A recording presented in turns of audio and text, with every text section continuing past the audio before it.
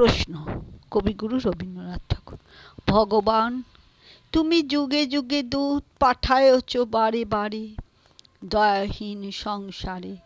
তারা বলে গেল ক্ষমা করো সবে, বলে গেল ভালোবাসো, অন্তর হতে বিদ্বেষ বিষ নাশো। বরণেও তারা স্মরণেও তারা, তবুও বাহির দ্বারে আজি দুর্দিনে ফিরানো তাদের ব্যর্থ নমস্কারে। আমি যে দেখেছি গোপন হিংসা কপট রাত্রি ছায় হেনেছে নিশ্চয়। আমি যে দেখেছি প্রতিকারহীন শক্তের অপরাধে বিচারের বাণী নীরবে নিভেতে কাঁদে। আমি যে দেখিনি তরুণ বালক উন্মাদ হয়ে ছুটে কি যন্ত্রণায় মরেছে পাথরে নিষ্ফল মাথা কোটে।